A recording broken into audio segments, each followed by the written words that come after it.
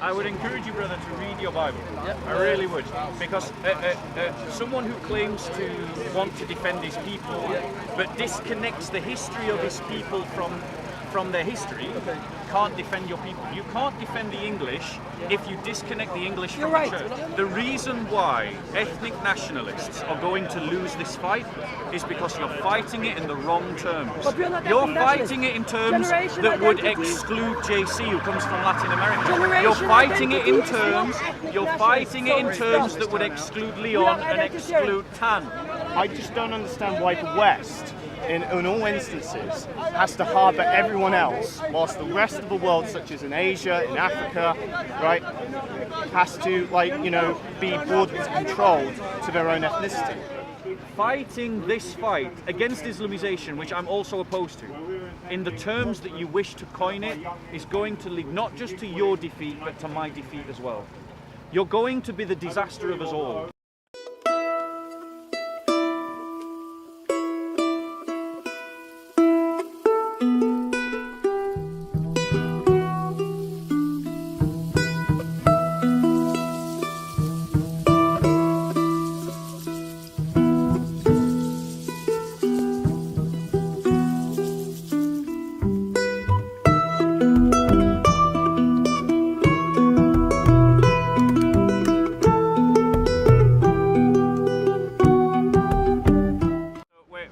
Speaker's Corner, usual Sunday.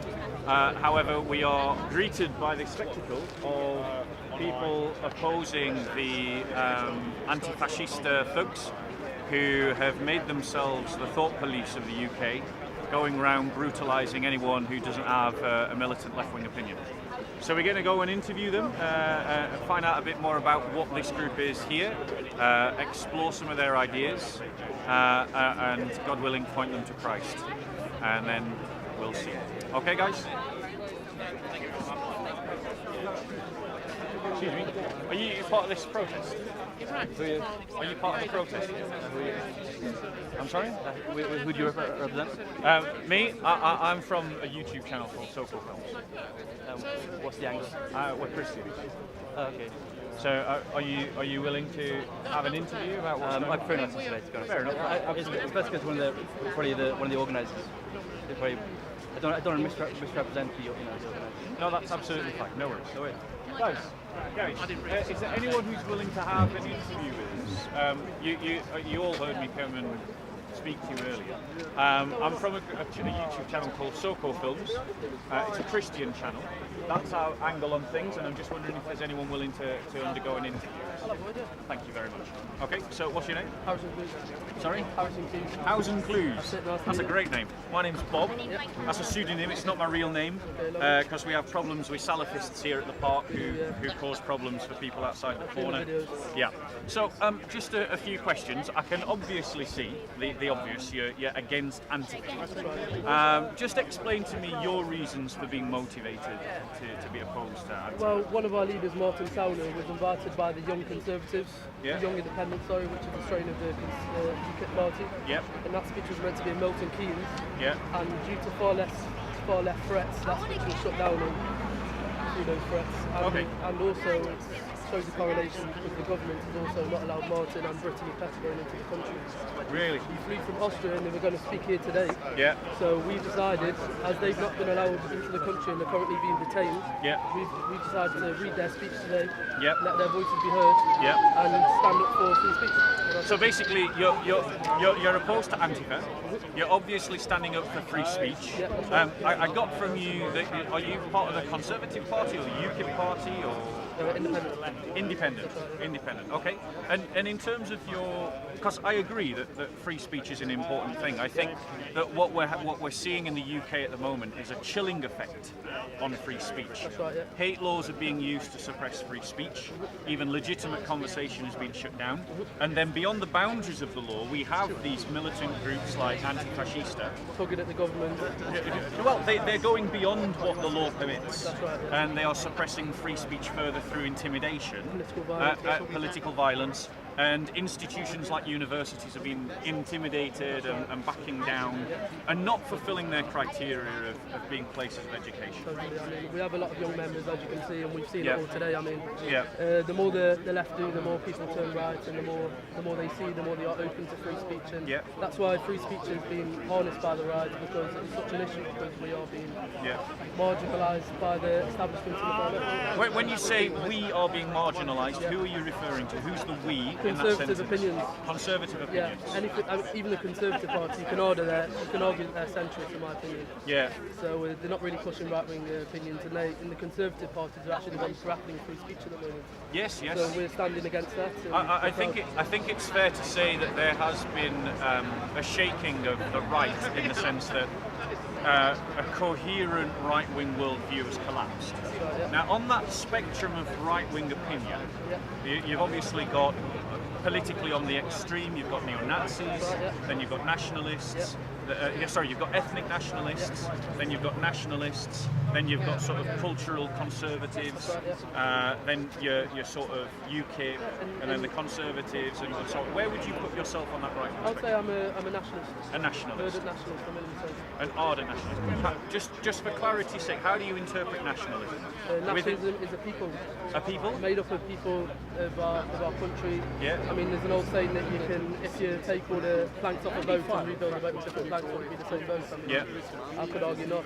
And also on that point, you were saying classical liberals are now have been marginalised as well. Look at Sargon of Akkad the other day at King's College University. Yeah. We attended a free speech event there on Friday at 12 o'clock, and Antifa actually attacked that event. They hospitalised the security guard. Yeah. And it's just so telling. And also, Tommy Robinson got attacked yesterday by 10 Antifa with his camera woman. Yeah. And they attacked the woman as well. Yeah. That's on camera. It's disgusting. There's no doubt in my mind that Antifascista is a disgusting organisation. But I want to home in on how you described nationalism as being a people. Yeah. Do you constitute the people that you're referring to? Do you connect that to an ethnicity? Yeah. You do? I'll Okay. So you're an ethnic nationalist? Yeah, in a sense, yeah. Okay. Now I'm a Christian. Yeah, me too. So, hold on one second. I'm a Christian, which means that I'm opposed to ethnic nationalism. Okay? Now, you're saying that you're a Christian. How do you interpret the scriptures when the scriptures say that there is neither Jew nor Gentile, neither Greek, neither slave nor free, neither man nor woman, for all are one in Christ? Yeah, well, that's all well and good, but I'm a secular Christian, so I don't think the scriptures should be incorporated into the constitution of any country. Okay. So you can't run a country just by, if anyone can be British, it takes what it is away to be British, in my opinion. And And that's what we're fighting for today. Everyone has the right to have their opinions heard, even the far left, in my opinion. Yeah. Everybody has the right to have their opinions heard. There's a lot of range of opinions. Even in Israel, ethnic nationalists are a minority. We have classical liberals, leftists. They've come and said, listen, we support you. Maybe we might disagree on you at some points, but we're showing our tolerance. Let me ask you this question. You say you're a Christian. Yeah. Okay? So, as a Christian, that means we look to Christ as our Saviour. Yeah. What was the ethnicity of Christ? But Christ can be anyone. I mean, I love all people, but a country has to be made up of any people. Do you not see in, like, for instance, in Hebrews 11? Can you stop here? I'm a Christian, but I'm not an ardent Christian. Is it? But when you say you're Christian, do you mean that you're a cultural Christian or you're a practicing I'm a Christian? cultural Christian, not practicing. You're a cultural Christian. Okay. I would suggest to you that if you are truly to connect with the history of this people, the English people, because I'm English as well. Yeah. I'm not ashamed to be white. I'm not ashamed to be Anglo-Saxon. But I don't interpret that pride in my English identity as meaning that I need to fear people that don't share it. No, we don't fear anyone on an individual basis. It's absolutely fine. You've seen what's happening in London. Yeah. I mean, ethnic Britons are in a minority in London right now. That's because ethnic British people are not following the Christian faith that is I agree with you. life-producing. I agree with you. So the failure of the white Brits to have children is no one's fault but white British people. That's what I agree. That's why we're lobbying the government, not the ethnic minorities. Yeah. If I was an ethnic minority, Britain would be the first country I would love to go to. It is one of the greatest countries in the world. But what I'm saying to you is, how can you take pride in an ethnicity without understanding the history of our people? I'm English, you're English, okay? We're both proud of our identity as English people. Is that right? Okay. So you But agree hold with me? on, well, no, I don't though. I don't though. Because when we become Christians and we join the church, which is we belong to another kingdom. We don't belong to the United Kingdom. Yeah, but I'm not a practicing Christian. Right, but this is the Let's thing. continue this So- conversation what- under No, a more allow crowded, us allow us to continue our conversation if you would. Yeah, sure, but I Because don't think it's... this man agreed to have an interview with me. speak with you, but... You're I'm free interrupting. to speak, but there's things I need to get to, so I'll speak to you later. Okay, Yeah, that's a yeah, shame. It's a shame you didn't want to take this further. We will take it further at a later time. I would encourage you, brother, to read your Bible. Yeah. I really would, because someone who claims to want to defend his people, but disconnects the history of his people from their history, can't defend your people. You can't defend the English if you disconnect the English You're from right. the church. You're right. You're partially right. So, but you are disconnecting because you're saying you don't practice the faith. You don't know the history of the church. Who was the first historian of the English? You said I'm not a practicing Christian. Well, now I'm asking you a question about the English. Who's the first historian of the English? Listen, these are just anecdotal questions you're asking me right now. These are If you want to ask me important philosophy questions questions, for a if people you to bring out buzzwords, then I can ask No. Sorry, I'll give you let me interrupt. a We need to get back to the right. I'll give you a principle. I'll give you a Okay, principle. sorry, let me... A people that don't know their history have no future. Of course. And we agree on have that. no future And if you we just follow agreed this in- ideology No, that you're talking about. No, It wait. doesn't work. You disagree. It doesn't Really work. I can talk. What's your name? Sorry. Tori. Yes, good to meet Okay, you. my name's So, Bob. How you doing, So, Tori? Bob, Generation Identity believes that being a European is more than just being a Christian. For many people, being a Christian is also a part of being a European, but it's multifaceted. Right? Yes, it is So multifaceted. we believe that Generation Identity believes that your identity consists of three layers. Yeah. Your local layers, Yeah. which be your town, Yeah. your civilizational level, your local level, which is your hometown, your regional level, Yeah. which would be potentially I can see where this is going, so we and can then speed this and up. then the civilizational level would be your Europe, right? Yeah. So being a Christian, you could be a European, following European traditions. If you're born here and you know the culture, you're culturally British. But of course, you could have European values even if you're not a Christian. But the attack of Christianity, and the destruction of the family unit is of course a big problem. So let me reply to that. Firstly, I would say that European civilization is built upon three things. Yeah. It's built on Greek philosophy, Roman law, and Christian faith. Yeah.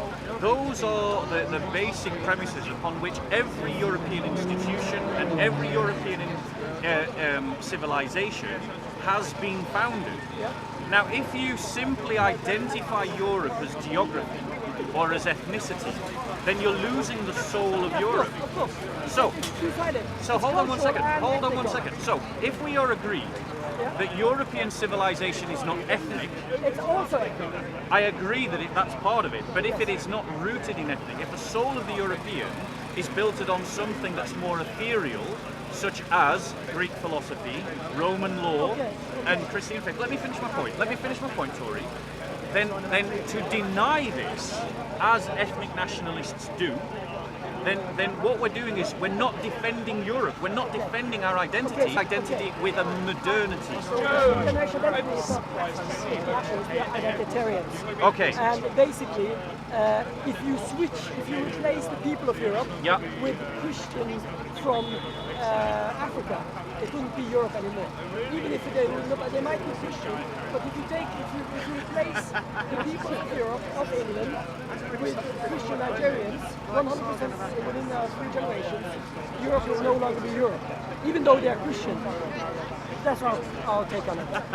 So we believe that being European is cultural and ethnical. If you over focus on one of those two, it's wrong. Right. And that's all I Hold want on. to do today. However, I'm sorry. I can't talk Why about is that. it your I right can't- to discuss this? I You can't- have made a point. Allow me to reply. I can't talk You've about made a this point. because Allow me this is a big to. rally and I need to Brother, make sure- you've made the point. Allow me to reply.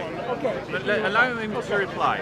The reason why ethnic nationalists are going to lose this fight is because you're fighting it in the wrong terms. But we're not You're ethnic fighting it in terms Generation that would identity. exclude JC, who comes from Latin America. Generation You're fighting it in identity is not terms. ethnic You're fighting it in nationalism. terms So that would exclude Leon and exclude Tan. Yeah, but The one body, the one organization that has had any success in resisting Islamification is the Christian Church, and we did not that. really. We did that by uniting groups from every ethnicity, from every culture. Okay. There were a time when Germans fought Franks, and Franks fought Castilians, and Castilians fought Brittonics. The fact of the matter is that the church united them all, cutting across ethnicity. You're fighting the terms in a way that is destined to lose. you're putting words into my mouth and putting words You said into identity, and then you connected identity. You to said culture and ethnicity. So we're over now. Judeo-Christian culture is broader than European culture. I can talk to you another day. We can have a meeting next week. Sit down in peace and quiet. Yeah, and I'll talk. take your details. Yes. I'll take your details. Yeah. But another time. Wait later, Tori. Later. Hi there. Hi. I'm technically just a bypasser here, and I'm kind of in the middle of being in favour of an ethno-state as well as being kind of conservative lenient and everything, all of that. But you said with Christianity, right? They want to unite all ethnicities. under Christianity does unite all ethnicities. Yes, it Doesn't does. want to, it does. Yes, it does. Yes, it does. Yeah. Come to church. Yeah, I know. It You'll does. see every ethnic But, race, every colour, every... Can I just say, Go on. What's your argument that in the future, say like in the far future, I don't know where these two come from in the world, one day their countries will also experience multiculturalism. So if you think that the West is exempt, is the only place that will experience multiculturalism in the world, there will be high amounts of immigration in the future in Africa, in Asia, and there will be no such thing as an ethno-state. There will be no such thing as a place now. And that what it will cause major tensions, because usually people are basically divided into ethnicities, they're divided into cultures, and they're different like that. So my argument is that basically I want to preserve every single culture, every single race, every single tradition and language.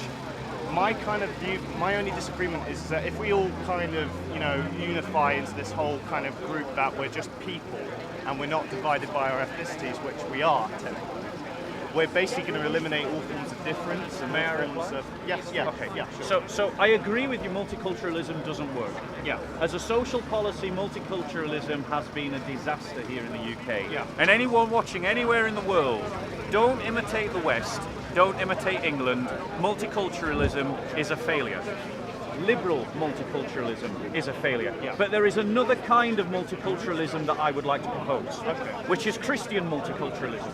If you come to a church, you will find people from every race and nationality worshipping the one God together in many tongues.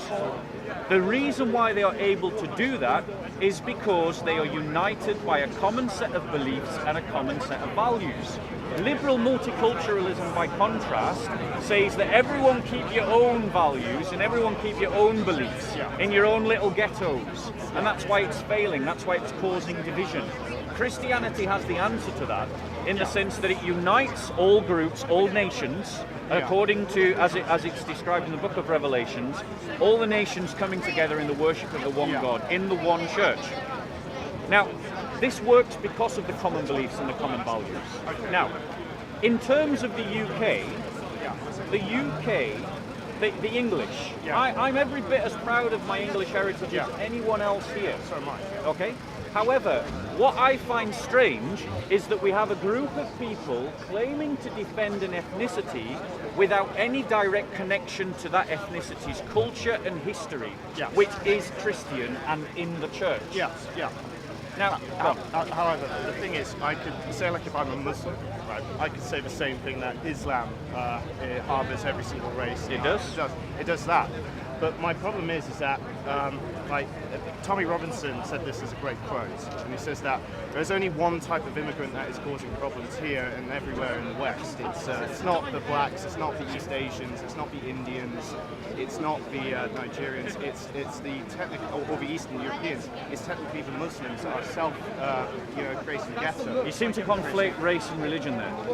Well, You started off that comment by saying that Islam was multiracial, and it is. It's just as multiracial as Christianity. But hold on one second. Hold on one second. You know, one second. You then compared the Muslims to blacks and Indians, and so you're conflating ethnicity and religion. What I mean is that the majority of Muslims here come from Pakistan and Afghanistan and most Middle Eastern. Yeah, about 98%. Yeah. So, but the majority of Muslim population here is Pakistani.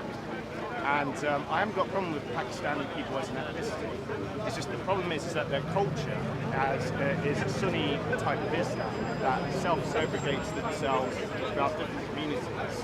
And every time I've gone to, I live near the West Midlands, right?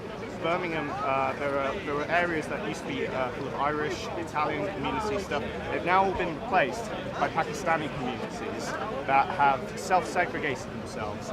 None of the women, if you go to the women, they will basically blank you because they don't know how to speak a word of English. Can I address that? Yeah. Can I address that? You're talking about an intrinsic failure of European populations to have children. The failure of the family is intrinsic it's a failure of our people. Because our people abandoned the very thing that gave them life. Tribalism. No, Christianity. Yeah, but Christianity in essence, well, Christianity. I'd like to say that Christianity, like all religions, Hold on. has one thing in Why common. why aren't English people having children? Well, this is They the aren't thing. having. We've lost our tribalism. No, it's not tribalism. No, seriously, this is a Okay, thing. you make your point, but then allow me to reply. Okay, right. Western white people, right? Western white people and to a degree other immigrants that come here, right? Have these Western values that are kind of beyond of, they're leaving their patriarchal, tribalistic views. So any of the men here wouldn't express like tribalistic, patriarchal views because they've been shunned by the feminist establishment and the left. Right? So that culture of British tribalism where I as a man can have authority over my wife, I can have many kids as I possibly want to her, that type of stereotype has now gone extinct now. It's now modernized. Elsewhere in the world, such as in Africa and Asia, they haven't lost that because they've never had feminist or leftist cultures that have shunned, those men. I get what you're saying. You're saying it's cultural Marxism that's destroying society. As well as feminism. So that is a form of cultural Marxism. Allow me to reply now, without interruption. So the point that I'm making to you is that the reason why the white English are not having children is because they have lost connection with the Christian values that gave them life. Let me finish. Christianity esteems the family. It doesn't esteem the idea that a man should dominate a woman or that a woman should dominate a man. It esteems that a man should love his wife like Christ loves the church. And it says that a man has rights over the woman's body and the woman has rights over the man's body. Let's be clear. My values are not your values, but my values are more English than your values because my values are connected to 2,000 years of English history. Your values are rooted in a distortion of modernity that goes back 300 years. White Europeans are not having children because they have abandoned the Christian faith. It isn't that someone has done us harm by importing immigrant communities. We are doing ourselves harm by not esteeming the value of the family as the Christian faith teaches. Can I just add to that? You're right, you're completely right, because in essence, since we've lost Christianity as a hegemony in the UK, we've replaced tribalism with Christianity, which was embedded here for more than 1,000 years. We've lost that and replaced it with this kind of modernist, kind of secularized nation, where, you know, if you look at every single white person here, they have very kind of left-leaning values. They're very kind of, they like to say that they don't want to compare themselves to savage barbarians like Taliban members or anything like that, that believe that women should be, you know, kept under their man's thumb, basically. They don't believe in any of that. And to a degree, some of you and I kind of have those shared liberal values. These aren't liberal. My values are not liberal. All right. My values are Christian. But would you agree with if you had a wife, right? Would you treat her like property, like in terms of tradition? Of course not. That's a ridiculous question. Well, I kind of would, because I honestly think that we should basically embed traditionalism back into the UK. We should basically, in my mind, we should reverse all the liberal trends that throughout the 20th century has done. Because if we start by that, then we will pretty much eradicate the left. I want to say two things. Firstly, I would say to you that you are an expression of liberalism. Nationalism, ethnic nationalism, is rooted in modernity. If you go back 300 years and you look at the rise of the Enlightenment was connected to the French Revolution, and the French Revolution was about an extreme form of nationalism.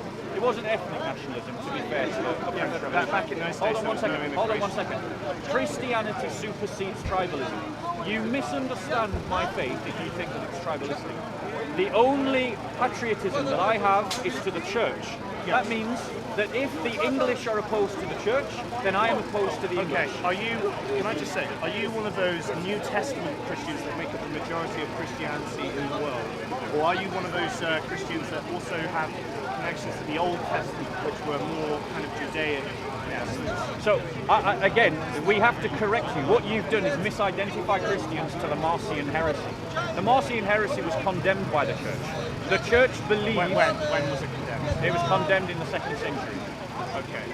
By Ignatius. So it was condemned because Marcion said that the God of the New Testament was not the God of the Old Testament. That's not what Christians believe. All Christians believe in the Old and the New Testament. All Christians.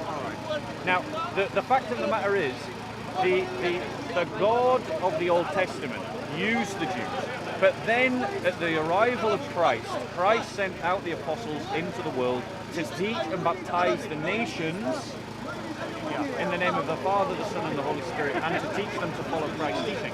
Which means that as a Christian, I have more in common with a Nigerian Christian than I do with you. Yeah, I agree. Because that Nigerian Christian has more traditional views than all the British populace combined. I mean, no, I'm saying with you, specifically you standing here. Why?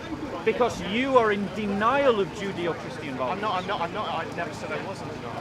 So what I'm saying to you is that... I'm in favour of it. What, Judeo-Christian values? Yes, I'm in favour of having a Christian ethno-state that basically reverses Christianity doesn't have ethnicity. Well, no, not an ethno. I mean a Christian state. I mean a Christian state where secularism loses its power within democracy, where there's more faith schools. They're not condemned by secularists and radical atheists saying that's successful. And I'm opposed to that as well. I'm opposed to radical secularism. I'm opposed to cultural Marxism. But I'm also opposed to ethnic nationalism. Okay. And I'm opposed to it because, as a Christian, one of the doctors of my faith was Augustine of Hippo. He was an African. That my faith was founded by Jews. The problem is, if we import Nigerians, we're not importing enough Nigerians. The most important people we're importing is Pakistan. It's kind of shouting in that corner. We're importing more people like that share a different faith. I don't think he is Pakistani, but he's probably some part of Afghanistan or Asia. But we're importing more of these types of people more than any type of immigrant here, and it's the same across Europe. And they have a different counterfeit. They haven't abandoned their traditional views. I'm not in favour of Islam, and I'm not in favour of unfiltered No. immigration. What I'm arguing, I know you're not. I'm not against borders. I know I'm not. But what I'm saying is that if we import more people like him, and we're basically, cut to the bone that we can't deal with people like him, and they are allowed to do whatever they want, they will ethnically as well as culturally replace us as the years go by. The reason there's two things that I would say to that. One, your ethnic nationalism is pushing society so far to the left it is running over a cliff. It is running over a cliff. Yeah. You're pushing your ethnic nationalism has been rejected by our society. We rejected it back in 1939 when we chose to fight a war against Hitler, who also taught ethnic nationalism. Okay? Yeah. Right? Do I have your attention for a moment? Yeah. Right? And the thing is, the trauma of World War II is such that when they see you, they see a Nazi. and they will run far from Nazism, so far that they will actually run over the left wing cliff. But we live today. Let me finish. I've got a second point. Okay? My second point is that if you choose to fight this struggle in your terms, you will exclude from yourself allies. Yeah. As a Christian, I am opposed to Islamization. Yeah. As a Christian, I'm opposed to you. Yeah. Which means that I can't join forces with you however, because you exclude JC, who is my Christian brother and comes from Latin America. Okay. And I would choose him over you every day of the week. All right, can I just say one point? I'm not concerned about people like him because His name's JC. Yeah, JC. Because I know one particular type of immigrants, the Pakistani immigrants, right, that is outbreeding us, is having more children. No, let me finish. Yeah, I'll let you finish. Yeah, I'll let you finish. I didn't interrupt. I'm going to let you finish. But the thing is, these types of immigrants here are less forgiving than these types of people. These They're more- types? No, He's a Christian, Yeah, I'm a Christian. Yeah. We are the type. Right. This is the type. I'm guessing this guy, right? Yeah, the contributes colour might to- be different, he but we're the contributes- same type. Yeah, no, but he's from Latin America, right? He contributes to the church, he contributes to communities. He doesn't self-segregate himself, just like this guy. He doesn't. You two don't self-segregate these guys. These people interact with people like you and I, right? These people, I've walked into their streets. They don't give you the eye. They treat you like a second-class citizen because they occupy space. It's not just people that they discriminate like me. I know these two are not Muslim, right? I know these people are not Muslim. They would basically treat you. They would treat you like kafar. They would treat you like second-class citizens. What I'm saying is, look, I just don't understand why the West, in all instances, has to harbour everyone else, whilst the rest of the world, such as in Asia, in Africa, right, has to, be bordered and controlled to their own ethnicity. Isn't that kind of a big, realistic comparison? Okay, you made a number of points. Allow me to address them. Yeah. Firstly, again on the population front. Yeah. The English people are dying because the English people have given up on the family, and the reason why they've given up on the family is because they've abandoned the Christian faith. Yeah. That's what's killing the English. Yeah. The fact that other peoples are having children isn't a problem of them. I agree. They're not doing anything wrong. If Pakistani Muslims want to have 6 kids, good for them, because I believe in the family. The fact that the English want to abort their children, kill their children, because they're more interested in alcohol and sex, is a failure of English liberalism and English nationalism. Yes. And let's be honest, most of the nationalists here have also given up on the family. No, I had 3 points, allow me to reply. Secondly, I'm a Christian. I'm opposed to all forms of injustice, including Islam. I'm opposed to Islam because Sharia law is implicitly unjust. Yeah. It is unjust. It would turn me into what's called a But they dhimmi. still- Let me finish. I did not interrupt you. So it would turn me into a dhimmi, a second-class citizen, where I have to pay a jizya tax. And you're right to point out that the idea of inviting the world to Europe is a disaster because that is not a sustainable. Shall we move away a second? Let's move away a second. Let's probably try to drown him out, maybe. So, the point that I'm making to you is that I'm opposed to Islam and Islamization. We know, for example, Saudi Arabia has not taken in any of the refugees from the Middle East. Yes. You're quite right to point out those double standards. I am in favour of borders and I am in favour of controlled immigration. Yeah. So people like JC should be welcomed into this I country. agree. But here's where we disagree. Yeah. You see, if a bunch of Latinos come here upholding Judeo-Christian values and they outbreed the English and replace us, I have no problems with that. Well, I do, because in essence, you're basically taking away our national homeland ethnicity. It's like, say, if we imported millions of white British people into Latin America, and the Latinos were having less children than We'd we ruin were, we would ethnically replace them, and in some instances we have, because in parts of Uruguay and in Argentina, there's more white, German immigrants there that have pretty much ethnically replaced the native Latino population. They do speak Latino, but the ethnicity has completely changed. Yeah. Also with Brazil, right? If you're a citizen of Brazil, you're more likely to be the most mixed-race mutt. You've got like black blood, you've got Asian blood, you've got white Caucasian blood, you've got Latino native blood. You're basically like this kind of like Brazil is like the ultimate version of a multiracial country that has lost all of its national identity. However, they all have. Brazilians are some of the most beautiful people in the world. Yeah, they do. They have the warmest hearts and the kindest souls. Of course. I'm not saying better than the atheist English. Yeah, I know, but like here's the thing, right? The thing is, right, look, okay, there is a point that they haven't lost their Christian culture. Brazil and most of Latin And they're having America, more children than we are? They are having more children. But what I'm saying is that if you replace the ethnic makeup here in the UK, right, I found that whites in general seem to be the less tribalistic race of all other races out there. Blacks are more tribal than whites, Asians are more tribal than whites, Latinos are more tribal than whites. It's been proven so many times. And the thing is, when people argue that say that white people are the most racist of all the races, no, I'd say that's the opposite. I'd say they're the less racist. I'd say they're the most less racist. I don't know anyone who actually argues that point, to be fair. But well, I know social justice. I'm not a social justice warrior. I know you're not. I know. What I'm saying to you is that as a Christian, when I became a Christian, I entered into a new kingdom. When I became a Christian, I entered into a new nation. When I became a Christian, I entered into a new empire. An empire of faith, a people of faith, a community of faith, founded by Jews, led largely in the first period by Middle Easters and Africans, and it wasn't until about the 3rd century that Europeans started to come to the fore. But when Christians in Europe were fighting against Islamization, they were joined by Christians in Africa who were also fighting against Islamization, and Christians in the Middle East who were fighting against Islamization. Now, the point that I'm saying to you is, as a Christian, ethnicity doesn't matter a jot. Okay.